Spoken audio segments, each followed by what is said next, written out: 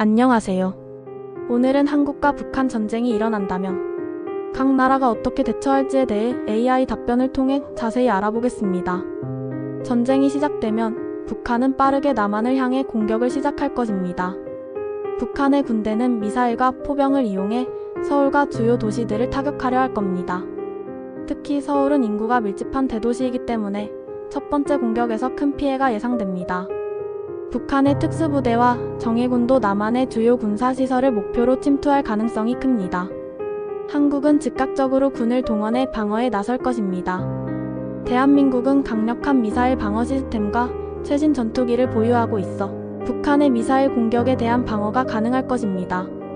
또한 한국군은 공군, 해군, 육군의 합동작전으로 북한의 군사시설을 타격하고 북한의 주요 군사기지로 반격을 시작합니다. 서울과 주요 도시들의 방어가 강화될 것이며 군사훈련을 받은 민간인들도 대피소로 이동하고 비상 상황에 대응할 준비를 합니다. 미국은 한국과의 군사동맹을 바탕으로 빠르게 개입할 것입니다. 한미연합군은 북한의 미사일 발사와 공군 공격을 차단하기 위해 공중 우위를 점하고 동시에 북한의 군사 인프라를 파괴하는 공습을 벌입니다. 미국은 군사적 지원뿐만 아니라 국제사회와 협력해 경제 제재를 강화하고 북한을 압박할 것입니다. 또한 미국은 중국과의 외교적 협상을 통해 북한을 견제하려 할 수 있습니다. 중국은 북한의 주요 지원 국가이지만 전쟁이 심화되면 난감한 상황에 처할 것입니다.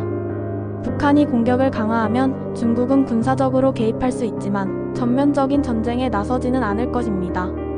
중국은 외교적으로 전쟁을 중재하려 하며 한국과 미국의 입장을 고려해 북한에 압박을 가할 가능성이 큽니다.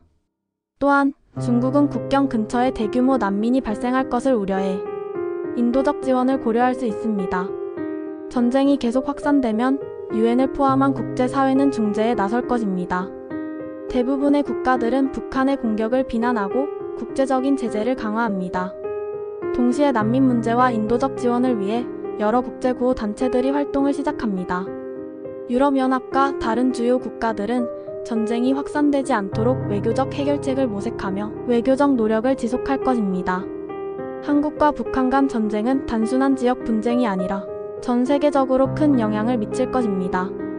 각국은 군사적 개입, 외교적 노력, 인도적 지원 등을 통해 대응할 것이며 전쟁의 피해를 최소화하기 위해 전 세계가 협력해야 합니다. 하지만 무엇보다 중요한 것은 평화적인 해결이 최선의 방법이라는 점입니다.